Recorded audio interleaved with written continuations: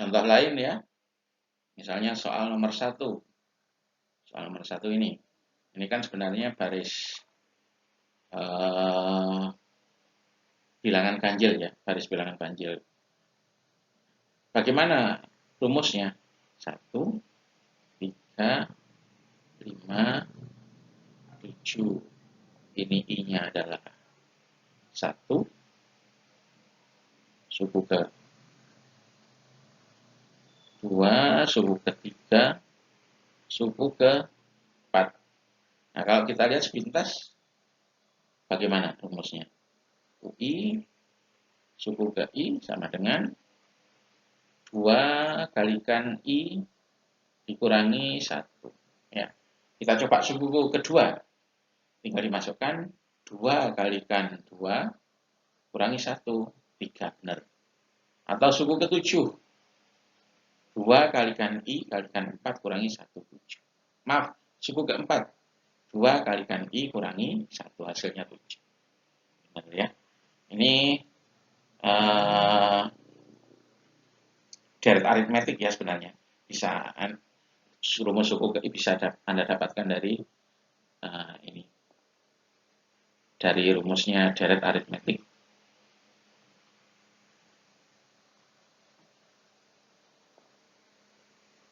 Kemudian contoh ya, misalnya soal nomor 3.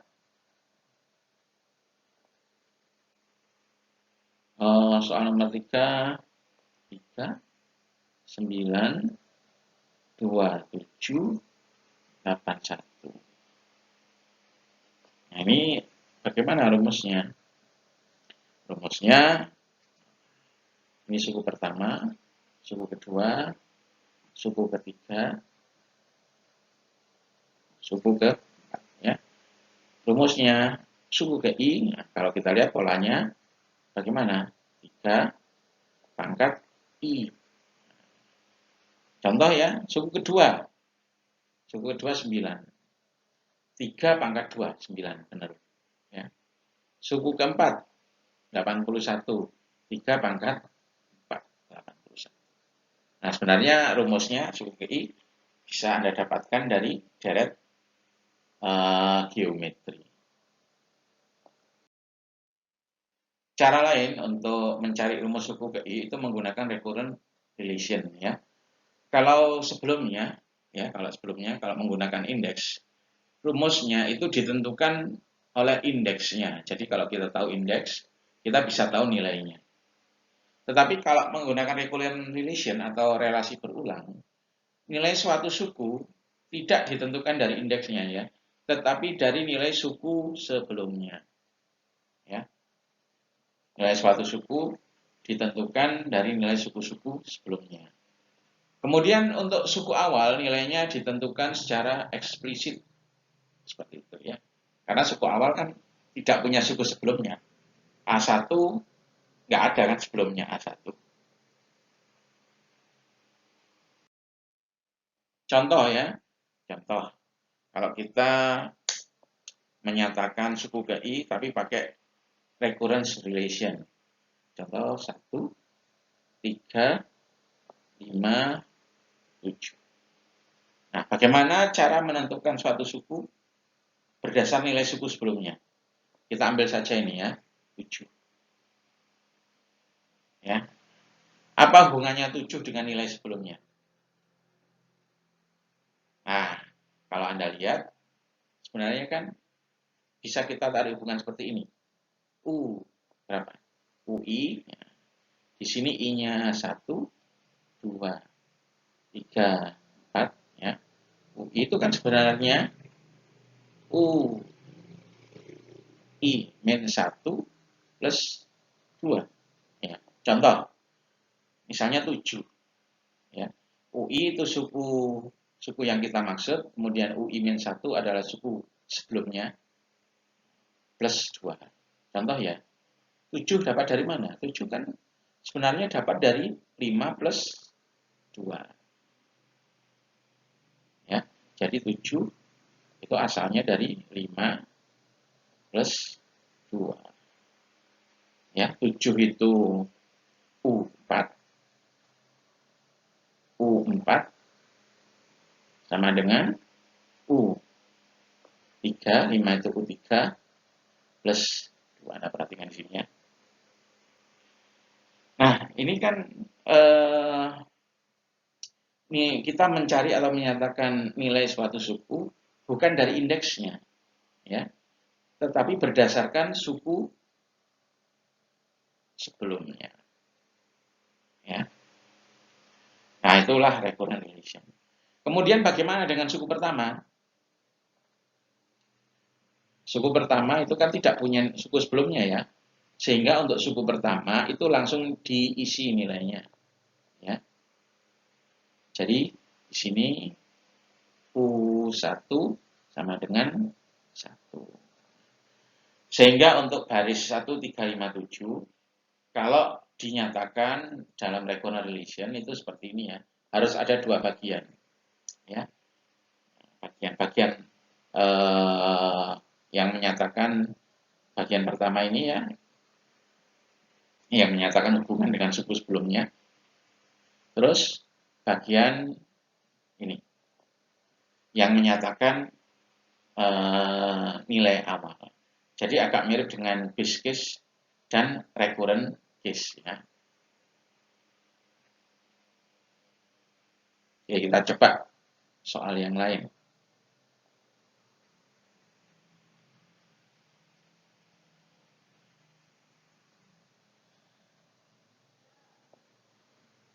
Nah, kita ambil soal yang ini. Yang ini ya. 3, 9, kemudian 27, 81. Ini suku pertama. Ini suku kedua, suku ketiga, suku ke ya.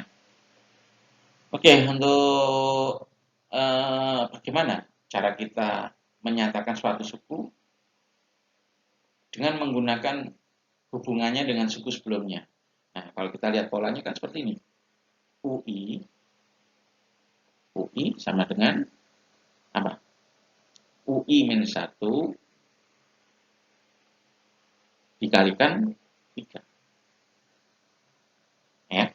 Contoh, suku keempat. Suku keempat itu kan sebenarnya didapat dari suku ketiga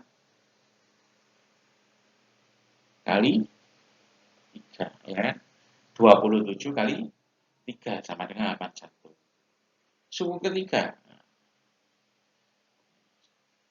Kalau suku ketiga bagaimana? Suku ketiga didapat dari U3 sama dengan U2 dikalikan 3 ya. 27 asalnya dari 9 kalikan 3.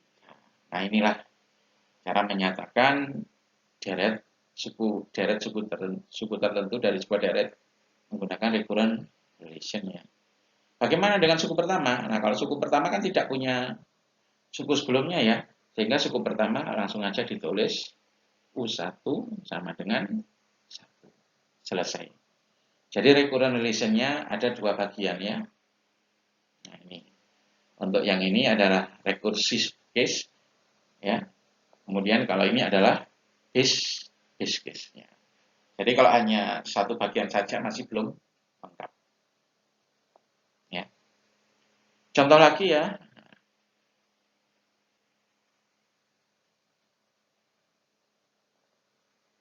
Contoh lagi kita pakai soal yang terakhir.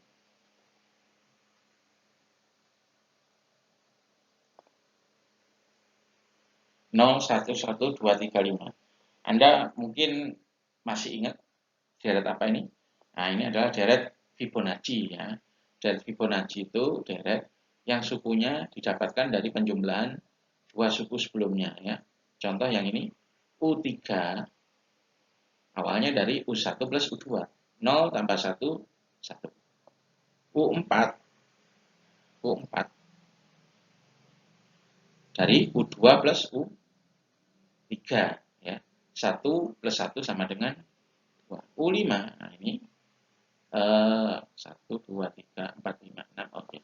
U6 itu asalnya dari U4 plus U5. 2 plus 3 sama dengan 5. Itulah deret Fibonacci. Nah, bagaimana kita menyatakannya dalam bentuk recurrent relation? Nah, kita cari recursive case-nya dulu ya. U ke N sama dengan U N min 1 plus U N min 2. Nah, itu. Contoh U1, 2, 3, 4, 5. U5. U5 asalnya dari U4 plus U3. Ya. Yaitu U5 itu 3 di sini. U4-nya 2, U3-nya 1. Jadi 3 asalnya dari 1 plus 2. Bagaimana base case-nya? Base case-nya kalau di sini kita pakai 2 ya. U1 sama dengan 0. Ini. Kemudian U2. U2 kita nggak bisa nyari pakai recursive case ya. Soalnya apa? Karena untuk Fibonacci kan butuh 2 bilangan sebelumnya. Sementara U2 itu hanya punya 1 bilangan sebelumnya. Jadi nggak bisa pakai yang recursive case-nya.